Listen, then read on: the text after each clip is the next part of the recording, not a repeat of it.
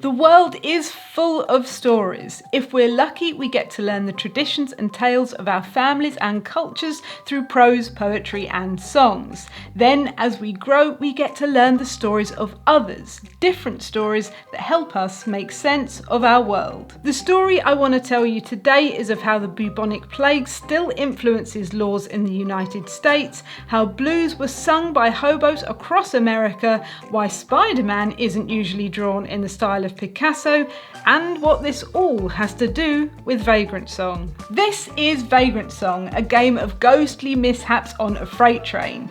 You've been welcomed aboard, but the only way to leave is to restore humanity to ghostly figures in an endless series of train carriages. There is a story to discover, but whose story is it? And why is that important? Take these folks here with their limbs looking like spaghetti that's been thrown at a wall. It's a style called Rubberhose. You probably know it from some of your favourite cartoons as a kid, but it has a bit of a complicated history that maybe belies how this game wants to be seen. Then there are the Vagrants themselves, a tenacious and methodical team, always willing to lend a hand and help each other. One look at Vagrantsong and you'll know what Herculean task it's taken on. Most games have matte covers, this one comes in a sleek gloss. No miniatures here, instead there are acrylic standees proudly displaying their gorgeous artwork. No peace turtles or goblins or Mediterranean or trading in sight. Instead, Vagrantsong in a field of tens of thousands wants to stand out by being different. But different comes at a cost. Nothing about this video is going to be fair. The people who made Vagrantsong don't deserve it. They had the gall, the audacity to make a board game without any zombies and instead filled it with adversaries like the turned faces, where no matter which way you turn the standee, they're always looking away. Emotional resonance with my Dyson cardboard? How dare they? I think you can tell I'm smitten. I look at the setting, the playable characters, the HAINTS, the artwork, and I want more. Well, thankfully there is more, because Vagrantsong achieves different by pulling on real-world myths, cultures and histories. But when you do that, you also represent something, whether consciously or not. So no, the people behind Vagrantsong absolutely don't deserve this video, but I think the game itself does.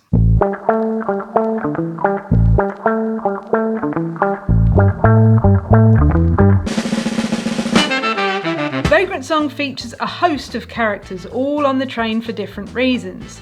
There are two hobo characters, the Wayfarer and the Songsmith, who comes complete with 4-string banjo. There's also the Runaway, who honestly comes across as a bit of an idiot. There's the Revivalist and the Cursebearer, who are both running for reasons of the ethereal. And finally there's the Empress, an angry militarist. A little more on her later. Hobos, for what it's worth, are an entirely separate group of vagrants with their own culture and ways of living. The Hobo Museum in Britt, Iowa describes them as mostly white men with wanderlust, but there's a bit more to it than that. Take the Songsmith for example. He's a happy-go-lucky character whose ultimate goal is to play on the grand stages. I don't know if he was based on an actual person, but the reality was often quite different. There was a very real threat when riding these boxcars. In the game, this is represented by the HAINTS. You'll have to try to keep your humanity whilst restoring theirs. If you lose all your humanity, you become westbound, a term used for dying amongst hobos, and effectively turn into one of the HAINTS. If all players become westbound, you've lost. Or have you? The real-world counterpart of this threat was the railroad police and unfriendly brakemen and conductors.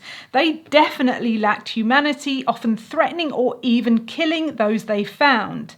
But occasionally a brakeman would let a musician play or sing a song in lieu of a ticket. The music was literally helping to restore their humanity. One way of avoiding the gaze of the authorities was to keep moving, and this is where the freight trains come in. Vagrancy was mostly illegal, but was sometimes overlooked. When someone was travelling to a job deemed useful, like seasonal farm work, the railroad police were inclined to make fewer arrests.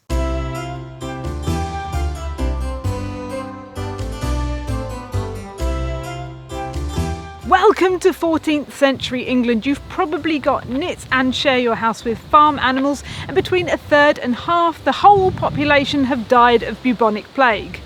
Also, it's really windy in the 14th century. But it's not all bad news. There are so many jobs. But if you're found wandering around looking for a better job or a better way of life, that's a bit of a no-no.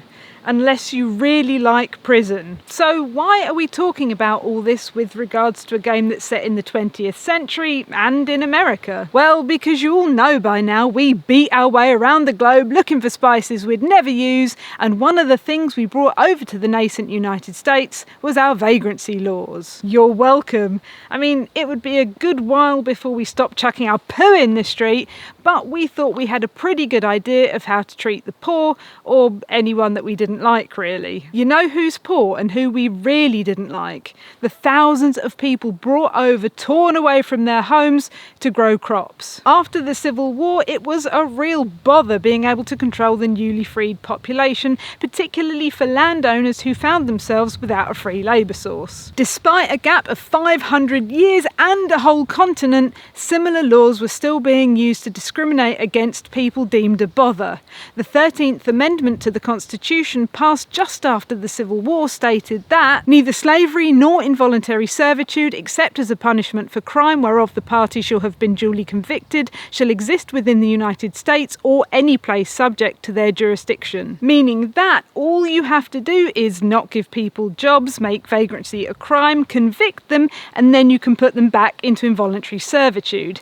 And that is exactly what happened. In an interview about the history of policing with NPR, Khalil Gibran Muhammad, author, historian and teacher, describes it like this. The Black Codes, for all intents and purposes, criminalised every form of African American freedom and mobility, political power, economic power, except the one thing it didn't criminalise was the right to work for a white man on a white man's terms. The language used places it in the southern United States, and it was certainly true that a huge amount of migration occurred from the south to the north, with people looking for better lives or just trying to escape miserable circumstances. And the best means of free travel was by freight. And this is exactly what you're doing in Vagrantsong. It's just that this particular train has some unexpected passengers to keep you company. I mentioned that there are different types of vagrants in the game: the hobos, the runaways, the escapists, and this was true. Some people became itinerant workers for their entire lives, some hoboed just for parts of the year and then went home,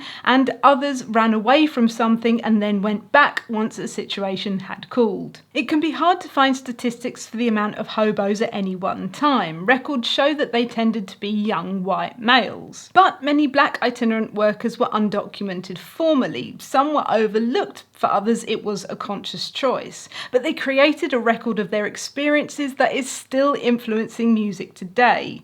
Take a look at these lyrics of County Farmhouse by Sunhouse. Down south, when you do anything that's wrong, they'll be sure to put you back on the county farm. Put you down in a ditch with a great long spade, wish to God that you hadn't never been made. Or this from Mississippi John Hurt's Blue Harvest Blues. Getting low and weary, Lord, I've got trouble in mind. Everything's against me, everybody's so unkind. I'm a weary traveller roaming round from place to place. If I don't find something, death will end me in disgrace. Songs like this give us an idea of what was really going on. It wasn't all excitement and adventure. There was perpetual danger and fear in this way of life. Talking about hobos and vagrants is complicated. On one hand, homeless people can be incredibly resourceful. Vagrantsong has a camp phase where you can share skills and swap them amongst the characters. So if you realise something's not working for you, you can leave it in the camp for someone else to pick up later. Hobos really did have camps or jungles where they traded information about jobs and people and places to avoid. Some camps were definitely better than others, but it's a motif that's been repeated over and over in human history.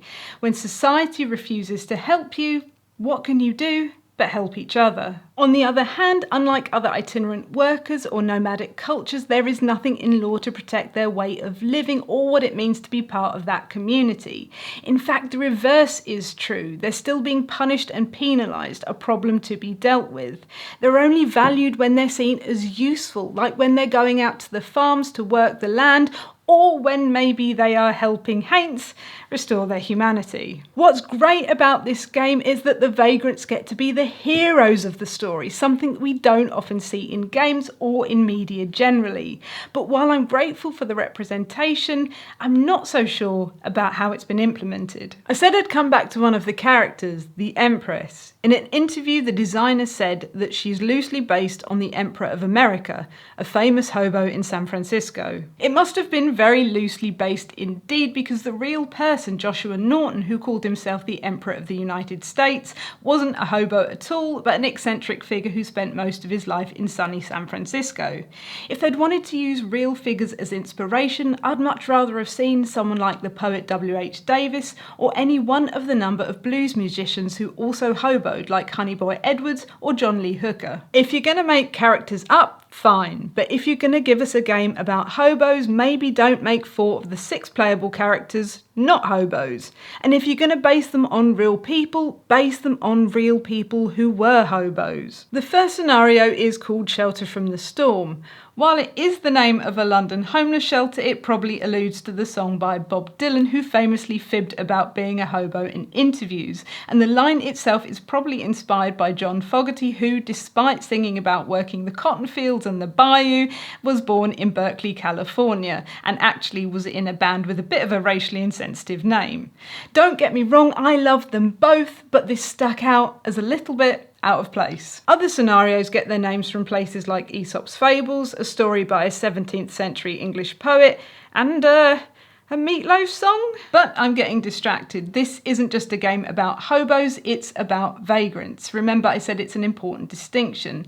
But it's a distinction that the game itself doesn't always communicate. For example, within the rules we have something called the Hobo Code. In this case, a bit of a didactic nonsense about having fun that assumes not only was the Hobo Code a set of rules, it wasn't, but also those who don't consider themselves hobos should follow it.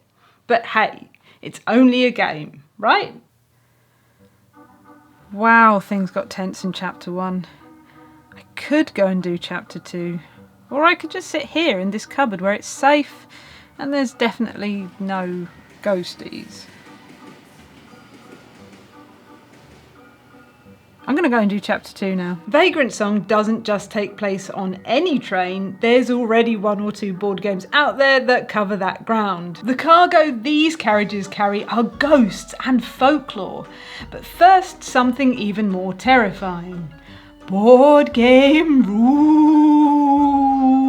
As I mentioned before, your goal is to, in any given scenario, restore humanity to a fallen figure which come from the stories of a variety of cultures and peoples. This sounds great. Learning about cultures and traditions through stories is often how these tales were originally passed down. But many of the HAINTS bear little resemblance. Some aren't the same creatures, some are artistically very different, and one of them seems to reference a Batman quote muddled in with actual folklore. Many of the identifiable spirits aren't actually ghosts in their original stories. The game is making its own lore, doing what oral traditions do best, creating unique embellishments and changes. There's nothing wrong with taking a folktale and adapting it. Disney made a career of it. And this is also fine if it comes from Britain. We stole your country. But it takes on a different meaning if it's misrepresenting stories of the people who are already marginalised. This is a Wendigo, one of the beasties you'll battle with. You might recognise it. It's been used in horror fiction a lot. It's instantly identifiable, insatiably hungry with a gaunt face and large horns. The Wendigo comes from the stories of speakers of the Algonquin family languages such as the Ojibwe and Blackfoot groups. And you know one thing all these stories have in common? None of them describes a creature with horns. The antlers may have originated in a 1910 short story by Algernon Blackwood. This has influenced popular culture far more than the stories it it originated from. But Mr. Blackwood, like many of his contemporaries, had certain views. The issue is that firstly, it helps in perpetuating and popularising the myth of associating Indigenous people with the other and with savage creatures. And secondly, the more times this creature is photocopied, the more it loses its original qualities, disconnecting people with their heritage. Here's where things get clunky. The Wendigo is not a ghost, but the game treats it as such. Furthermore, the game uses the term HAINTS as shorthand for how the Western world sees ghosts. There's a lot of muddled nomenclature that interconnects with strands that pull on real world culture to create its own mythology. So, who are these HAINTS anyway? The rulebook describes them as the lost spirits hanging on to both life and death. And within the mechanisms of the game, this is true. The word haint, though, most likely comes from a very specific group, the Gulla Geechee people. These are the descendants of Africans who, by the very nature of the isolated area in which they were enslaved, retained some of the customs of home and developed unique cooking, art, music, and language. This tells me that the word should be respected in its usage, but Google also tells me that it's just a general term for ghost in the South. This is obviously nonsense. I'm from the South and I'd never heard of it. I don't think they mean slough, Elaine. Oh, right. What's the difference? Using the word haint to mean nondescript ghost might just be a case of natural linguistic progression, but it's still a word that has certain connotations and its usage here comes across as a little bit novelty. Folklore isn't just about spinning a yarn, and I think it's worth taking care so as not to come across as unintentionally disrespectful. Something we see throughout the scenario book is blue, a colour associated with haints for as long as the folklore has existed, so that makes sense. Haint blue originated with the Gulla people and was used to paint houses to trick haints and stop them from crossing a threshold. Again, the term has had some of its roots burnt away over time, but its usage here is still a little weird. Almost every ghost has haint blue in the illustration, so something that was used to ward them off is now what they're made of. It's like if I were to draw a slug that was made entirely of salt. I haven't really mentioned how you restore humanity to the haints. Each character has different skills they can use. You'll roll some dice and try to reach a target number. If you do, hurrah, humanity! You could play the Haint songs, give them a stirring speech, but all the characters have one skill in common: punching the humanity right back into them. To quote the rulebook, sometimes the best thing to remind a haint about their former life is just giving them a good old-fashioned walloping. Literally until they break, until all the fight has gone out of them. The more they get hit, the more it will remind them of who they really are. It sounds like secondary school all over again. The designers have clearly tried hard to create a cohesive story from its many disjointed parts. Most train cars you enter will contain different types of malevolent spirits who bear no relation to each other in the real world.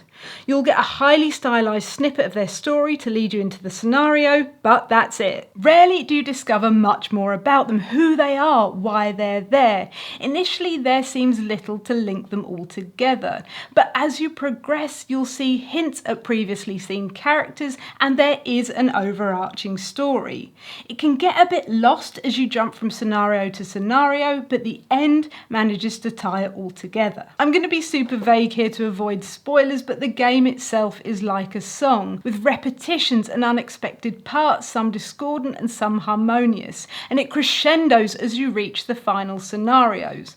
But what happens at the end depends on what you've done previously. The portrayal makes sense as a reveal, but only if you know what inspired it.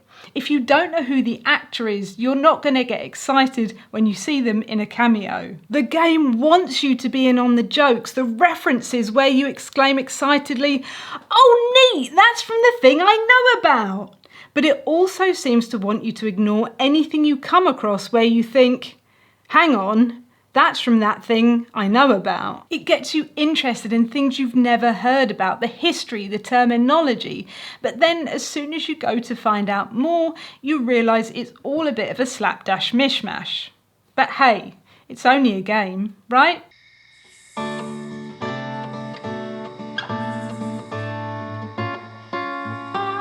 Let's not beat the elephant in the bush. The art style is a divisive choice, and here's why. Pictures have meaning. If Spider-Man was suddenly drawn in the style of Picasso, it'd take on a very different feel, and we might struggle to interpret what the comic is trying to communicate.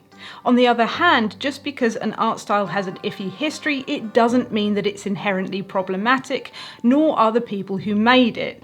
But it is still a choice, and when you use a well-known style, you have to accept its failings as well as its achievements. Rubberhose is without doubt well known. It's a style that we remember from our childhood cartoons, with their arms and legs flailing about like they're trying to catch a bus after a good night out.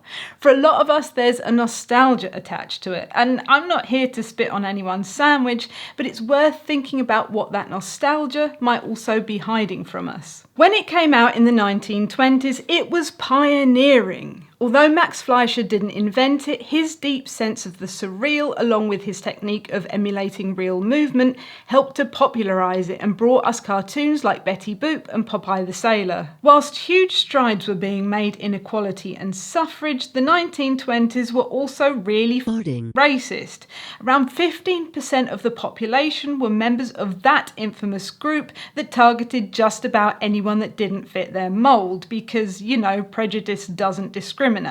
And even those who weren't part of the group were subject to the media riling up tensions, waffling on about purity and freedom. Fortunately, the group was losing popularity by the mid-1930s, but so was Rubberhose, meaning that these cartoons are forever linked with these attitudes.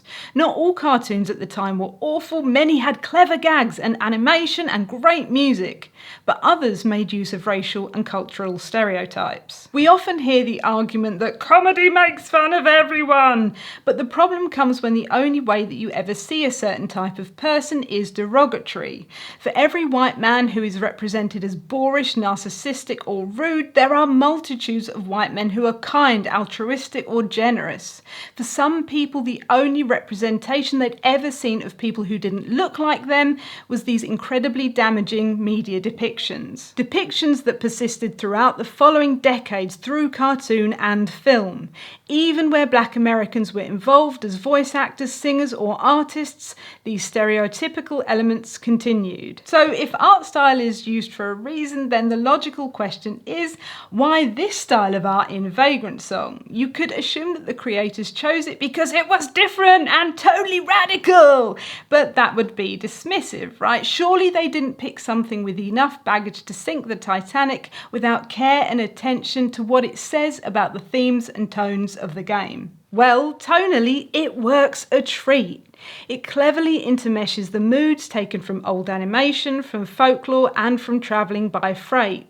The surrealism, the music, the uncertainty, the difficulty in retaining humanity when faced with adversity, the coming together for greater success only to be torn apart later, and the cartoony nature of the inability to die. It might feel like an odd pivot when we're discussing artwork, but we have to talk a bit more about Vagrantsong's mechanisms, specifically mechanisms that are intrinsically linked with Rubberhose and its common tropes. When you want to take an action, you place one of your 3 coins on it, or 2, or all 3 of them. Often the more you place on an action, the better chance you have of succeeding when you roll the dice. The more eggs you put in a basket, the more likely you're going to get a chicken. But the HAINTS never play dice. They never gamble on their future. There's a sense of determination about them, like they feel they always have the upper hand. And this was a theme seen in these cartoons over and over again. The naive character being tricked and teased by the antagonists. You have a bindle containing various tokens. They're drawn for both players and HAINTS randomly, but for the players, their usefulness will vary. For the HAINTS, they're always useful, and sometimes depending on the scenario, you'll also add certain events to the bindle. Some of these are great, and some of them feel like an utter waste of time because you've drawn them at the wrong moment. You'll spend action after action trying to get to the right token or event that you know must be in there, but it's just not coming out, and without it you have no hope of succeeding at the scenario. This isn't really a criticism. As with any game that has randomizers, sometimes you'll luck out and sometimes you'll crap out. But it can be a bit frustrating if you worked so hard together and you are nearly there for everything to freeze at the last hurdle. Dice, gambling, making a bet for your life, making a deal with the devil. That's more than a recurring motif in Rubberhose, often in reference to or including links between black culture, gambling and inference of immorality. Lots of games use dice as randomizers, so I'm not sure there's a link, but it's interesting that the randomization mechanism is also a gambling device. Your funds are limited, but as they say, the more you bet, the luckier you get. You can choose the actions you want to take, but you have a limited amount of coins to place on your action spots. You're literally placing money on an action and taking a bet on it. The more you spend, the more likely you are to succeed. Of course, this could be coincidental, but what are the odds? It certainly feels odd considering the revival of Rubberhose animation sprung from the smash hit success of Cuphead, a video game that courted similar controversies over its use of the art style and has been extensively covered by others. I'll leave a link here to a video by YouTube's most famous talking skull, Sean. And yet, here we are again. Rubberhose, gambling, making a deal with the devil. If you have a look at the artist's original concepts, the style was very different. Maybe it was changed to give it a sillier, less threatening tone. And it does achieve that. While being stuck on a train full of ghosts taps into a surrealist, dreamlike nature reminiscent of Fleischer, at no point does it feel like a nightmare. It feels like an adventure, and one that you succeed on together. And adventure is what I want. The style is what I want. But I also want the game to understand what comes with it. Frankly, I want it to get away with it. I don't think there's even anything particularly wrong with borrowing so many disparate concepts from real world history or cultural mythology. Many artists have done that and have gotten away with it because they understood what the stories were trying to say, what sprung them in the first place, and they used their own work to continue those conversations, adapting topics to the current times. I want board games that are richer than cubes in space, but the problem with rich adventurous settings is that they need more work than just picking apples for your meme basket. Vagrantsong seems to incorporate a variety of North American socio-cultural experiences, but doesn't present any of it as such. I don't expect games to be bastions of education, but for me, learning stories of other people is a joy. And so far, all that Vagrantsong has taught me is that the people who made it, well, they thought some stuff in the world was cool. But hey, it's only a game, right? Phew, that was a tough video, but I hope you enjoyed it. Board game Biographies requires an extensive amount of research on a multitude of topics. So if you would like to see more, please consider propping us up in any way you can. Like, subscribe or comment, or best of all, talk to other people about it. You can also support us through patreon.com/no-pun-included, where you'll get access to our lovely friendly Discord community and a few other bits. Plus, you also get to see your name at the end of our videos, or whatever name you choose to give us. Thank you so much for being part of this journey.